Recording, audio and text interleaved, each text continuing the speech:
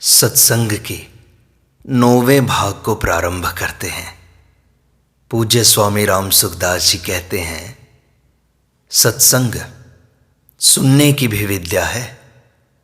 श्रोता को चाहिए कि वह वक्ता की तरफ निरंतर देखते हुए ध्यान से सुने, इधर उधर न देखे। नाम जप स्वतः होता हो तो कोई बाधा नहीं है, पर जप भी करे और सत्संग भी सुने, ये दो बातें नहीं होंगी।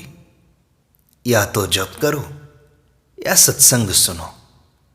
जैसे श्वास चलते हैं, आंखें खोलते मीचते हैं, तो उससे सत्संग सुनने में कोई बाधा नहीं लगती। ऐसे ही स्वाभाविक जप होता हो तो बाधा नहीं लगती। जो यहाँ सत्संग में बैठे बैठे राम राम लिखते हैं, उन्हें घर में समय नहीं मिलता। यहाँ निकम्मे बैठे हैं, इसलिए कॉपी भरते रहते हैं। ऐसे लोग सत्संग नहीं सुनते। जो काम करो मन लगा कर करो, भोजन भी मन लगा कर करो। ऐसी आदत बन जाएगी तो हर एक काम में बुद्धि काम करेगी। एक माला जप मन से ही करो और मन से ही उसकी गिनती करो। यह मन लगाने का अचूक उपाय है। यदि किसी को सत्संग सुनना आ जाए तो वह बड़ा विद्वान बन जाए। पढ़ा लिखा उतना विद्वान नहीं बन सकता। सत्संग से सब तरह का ज्ञान होता है, जबकि ग्रंथि से एक ही विषय का ज्ञान होता है। हाँ, यदि कोई व्यक्ति गीता का ठीक तरह से अध्ययन करेगा तो हर एक विषय में उसकी बुद्धि प्रवेश करेगी। भगवान और उनके भक्तों का चरित्र पढ़ने से अंतःकरण शुद्ध होता है, कारण कि विवेक में असत की सत्ता रहती है, पर भगवान के चरित्र में केवल सत रहता है। अनुभवी पुरुषों में भी वक्ता कोई एक ही होता है। तत्वज्ञ पुरुष के द्वारा जो तत्व मिलता है वह अभ्यास से नहीं मिलता। वक्ता के अनुभव में और श्रोता के अनुभव में बड़ा फर्क है। वक्ता का जो अनुभव है वह उसकी बुद्धि में पूरा नहीं आता। जितना बुद्धि में आता है उतना मन में नहीं आता। जितना मन में आता है उतना वाणी में नहीं आता। वाणी से निकली हुई बात को श्रोता जितना सुनता है उतना मन से मनन नहीं करता। जितना मनन करता है उतना बुद्धि से निश्चय नहीं करता। जितना निश्चय करता है उतना अनुभव नहीं करता। सुनने में सुनाने वाले की बुद्धि की प्रधानता रहती है, पुस्तक पढ़ने में अपनी बुद्धि की। अपनी मां के थनों से दूध पीने से बछड़े की जितनी पुष्टि होती है उतनी केवल दूध पीने से नहीं होती। तत्व ज्ञान अंतःकरण से नहीं होता। वहां करण भी नहीं रहता और कर्ता भी नहीं रहता। तत्वबोध करण रहित होता है। साधन करण निरपेक्ष होता है। तत्व ज्ञान से तत्व की प्राप्ति नहीं होती, अपितु अज्ञान का नाश होता है। अज्ञान का नाश करके तत्व ज्ञान स्वयं शांत हो जाता है और तत्व शेष रह जाता है। इस प्रकार जब तत्व ज्ञान भी तत्व तक नहीं पहुंचता, फिर करण कैसे पहुंचेगा? ज्ञान स्वतः सिद्ध है, वह उत्पन्न नहीं होता। इसलिए ज्ञान होने पर ऐसा नहीं होता कि पहले अज्ञान था अब ज्ञान हो गया। जिस परमात्मा की प्राप्ति चाहते हैं वह तो सदैव मौजूद है। वह अभी है, अपने में है, अपना है। वह सब में है, सब उसमें है। शरीर संसार अपने नहीं हैं, उनकी सेवा करो। शास्त्र संसार की मर्यादा के अनुसार चलो। शरीर तो संसार का है, हम स्वयं परमात्मा के हैं। शरीर लग जाए सेवा में, आप लग जाओ भगवान में। शास्त्र ने स्त्री के लिए गायत्री मंत्र का निषेध करके उसका तिरस्कार नहीं किया है, प्रत्युत उसकी आफत छुड़ाई है। राम नाम का जप गायत्री मंत्र से कम नहीं है। तत्व ज्ञान से निराश नहीं होना चाहिए। तत्व ज्ञान अज्ञानी को ही होता है, ज्ञानी को नहीं। मैं परमात्मा को चाहता हूं, संसार को नहीं। इतना होने से अंतःकरण शुद्ध हो गया। अंतःकरण से तत्व ज्ञान नहीं होता, करण से क्रिया की सिद्धि होती है। जितने भी कारक हैं सभी क्रिया सिद्धि में ही हेतु होते हैं।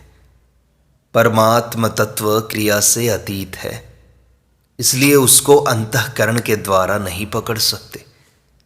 तत्व ज्ञान अज्ञान का नाश करने वाला है, स्वरूप को पैदा करने वाला नहीं है। अतः जब तत्व ज्ञान भी परमात्म तत्व तक नहीं पहुंच सकता, फिर करण कैसे पहुंचेगा?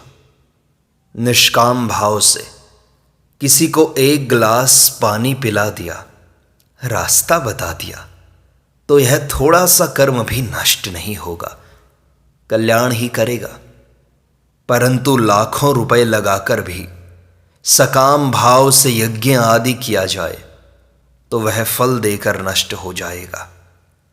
कल्याण चाहते हो तो निरंतर नाम जप करो और प्रार्थना करो कि हे नाथ, मैं आपको भूलूं नहीं। नाम जप में ऐसी शक्ति है कि जिज्ञासा भी जागृत हो जाएगी और उसकी पूर्ति भी हो जाएगी। पर रात दिन लगातार जप करो। खंभे का अभाव नहीं है, अभाव प्रहलाद के भाव का है। परमात्मा मैंपन से भी नजदीक है। मैंपन प्रकृति का है, मैं हूं, इसमें हूं में ही है तत्व छिपा है। संसार में आसक्त लोगों के कल्याण के लिए कर्मयोग है। कर्मयोगस्तु कामीनाम। मनुष्य का कर्तव्य कर्म करने में अधिकार है, फल में नहीं। कर्मण्येवाधिकारस्ते मा फलेषु कदाचन। गृहस्थ में अपने अपने कर्तव्य का पालन करें, दूसरे मेरी सेवा करें इसकी इच्छा मत रखें। विवाह होने पर जिम्मेवारी बढ़ जाती है। माँ बाप तथा स्त्री पुत्रों के पालन पोषण की जिम्मेवारी आ जाती है। राम जी ने सीता जी को छुड़ाने के लिए भरत जी से सहायता नहीं मांगी, सुग्रीव से भी तभी सहायता ली जब उसकी सहायता की। मुफ्त में सहायता नहीं ली, उसका 4 गुना उपकार किया, 1 गुना उससे लिया। उसको 4 चीजें दी, राज्य, खजाना, नगर और स्त्री। भाई लोग, सब काम राम जी को याद करके करें, बहनें सीता जी को याद करके करें। एक क्रिया है, एक पदार्थ। क्रिया से कर्तव्य का पालन होता है। जो कर सकते हैं और जिसे करना चाहिए वह कर्तव्य है। कर्तव्य का पालन करना है, पर पदार्थ की चाह नहीं रखनी है। पदार्थों की चाह से मनुष्य का पतन होता है। यदि वह अपने कर्तव्य का पालन करे और पदार्थों की कामना न करे तो उसका कल्याण हो जाएगा। क्रिया और पदार्थ का राग ही बांधने वाला है। करने और पाने की कामना आसक्ति की आवरण है। आवरण दूर होते ही मुक्ति स्वतः सिद्ध है। परमात्मा सब जगह परिपूर्ण है। जहां भक्त चाहें वहीं वे प्रकट हो जाते हैं। प्रहलाद जी के लिए वे खंभे से प्रकट हो गए। केवल विश्वास भर कर लें कि भगवान सब जगह परिपूर्ण हैं। भगवान प्रहलाद के लिए प्रकट हो गए तो क्या हमारे लिए प्रकट नहीं हो सकते? भगवान सब जगह हैं तो यहां भी हैं, सब समय में हैं तो अभी भी हैं, सबके हैं तो मेरे लिए भी हैं। ऐसा दृढ़ विश्वास हो जाए तो भगवान प्रकट हो जाएं। जो सब जगह परिपूर्ण हैं वही भगवान प्रहलाद के इष्ट थे।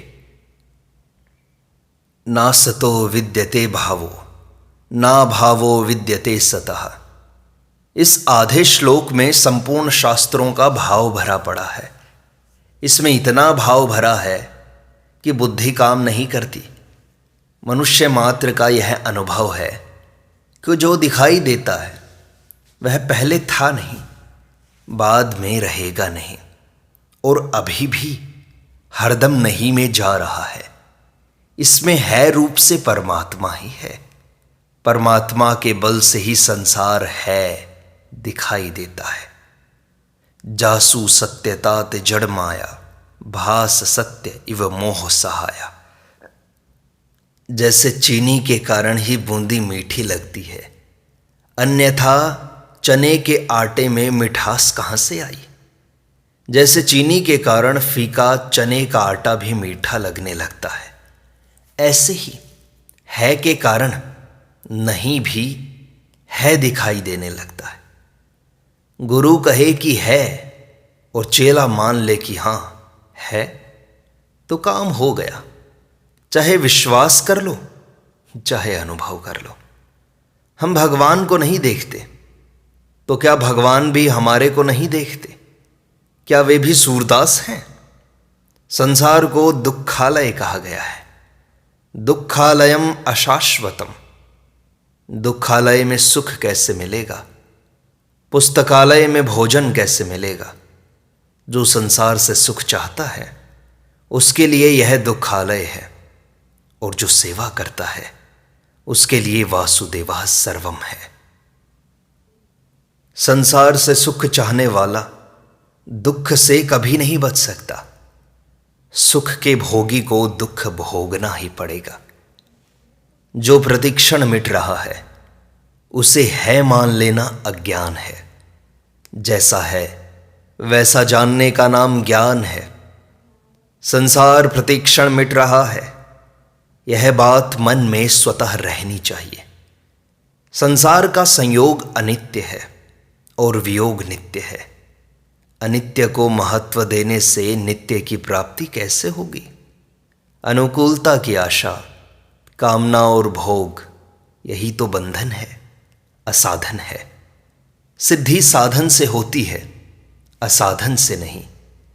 त्याग का सुख लेना भी भोग है जो पतन करने वाला है।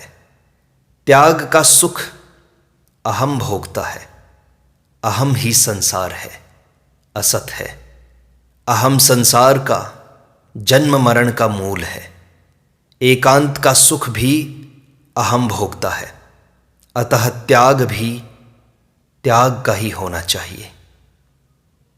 यही अंतिम त्याग होगा। मैं त्याग करता हूं, इसका भी त्याग कर दो। अहम का त्याग होने पर व्यक्तित्व नहीं रहता। दो चीजें हैं, बदलने वाली और न बदलने वाली। शरीर संसार मात्र का नमूना है। शरीर बदलने वाला है, आप नहीं बदलने वाले हैं। इन दोनों विभागों को ठीक अलग कर लेना मुक्ति है, मिला देना बंधन है। शरीर वह नहीं रहा, पर आप स्वयं वही हैं। स्वयं तक प्रकृति भी नहीं पहुंचती, फिर मैं रोगी हूं यह कैसे? रोग स्वयं तक नहीं पहुंचता। अगर उसका आप पर असर पड़ता है तो आप शरीर से मिले हुए हो। ज्ञान की बातें केवल सीख ली मात्र हैं। सीखना नहीं है, अनुभव करना है। न तो शरीर रहता है, न आत्मा मरता है, फिर दोनों की एकता कैसे? तत्व ज्ञान होने पर न शरीर बदलता है न आत्मा, प्रत्युत स्वभाव बदलता है। तत्व ज्ञान में अभ्यास नहीं है। तत्व ज्ञान विवेक से होता है, अभ्यास से नहीं। मन लगाने में, वृत्तियों का निरोध करने में अभ्यास है। जहाँ बोध है वहाँ अभ्यास नहीं, और जहाँ अभ्यास है वहाँ बोध नहीं। जहाँ छत है वहाँ सीढ़ियाँ नहीं, और जहाँ सीढ़ियाँ हैं वहाँ छत नहीं। मन सब जगह नहीं जाता। जैसे रेलगाड़ी वहीं जाती है जहाँ पटरी बिछी है, ऐसे ही मन वहीं जाता है जहाँ हमने राग द्वेष पूर्वक अपना संबंध जोड़ा है। अहम, मैंपन का भान होता है। जिसका भान होता है वह अपना स्वरूप नहीं होता। जो अपना स्वरूप नहीं है उसका त्याग हो सकता है। जागृत और स्वप्न में मैंपन रहता है, पर सुषुप्ति में मैंपन नहीं रहता। सुषुप्ति में मैंपन के अभाव का तथा अपने भाव का अनुभव सबको होता है। मैंपन और आप दो चीज़ हैं, दोनों को मिलाने का नाम अज्ञान है। प्राणी मात्र शांति चाहता है। जैसे भूख यह बात सिद्ध करती है कि खाद्य पदार्थ कोई है, प्यास यह सिद्ध करती है कि पेय पदार्थ कोई है, ऐसे ही शांति की चाहना यह सिद्ध करती है कि शांति देने वाली कोई वस्तु अवश्य है। अगर अन्न न होता तो भूख नहीं लगती। भूख प्यास तो मिटकर पुनः लग जाती है, पर शांति एक बार मिलने पर फिर कभी नहीं बिछुड़ती। भूख सबकी समान नहीं होती। मनुष्य अन्न चाहता है, पशु घास, परंतु शांति की भूख प्राणी मात्र में समान है। चाहे वो जरायुज, अंडज, स्वेदज अथवा उदभिज्ज कोई भी प्राणी क्यों न हो, सब प्राणियों के भीतर एक अभाव, एक कमी का अनुभव होता है। इससे सिद्ध होता है कि कोई पूर्ण चीज अवश्य है। वह पूर्ण चीज परमात्मा है। पूर्णमदः पूर्णमिदं पूर्णात् पूर्णमुदच्यते पूर्णस्य पूर्णमादाय पूर्णमेवावशिष्यते। उस परमात्मा की भूख सबको है। जिस वस्तु की जितनी अधिक भूख, जितनी अधिक आवश्यकता होती है, वह वस्तु उतनी ही अधिक व्यापक और सस्ती होती है। जैसे अन्न, जल और वायु क्रमशः अधिक व्यापक और सस्ते हैं, मनुष्य को सबसे अधिक आवश्यकता परमात्मा की है। इसलिए परमात्मा वायु और आकाश से भी अधिक व्यापक और सस्ते हैं। उनकी तरफ दृष्टि चली जाए तो सब जगह वे दिखाई देंगे।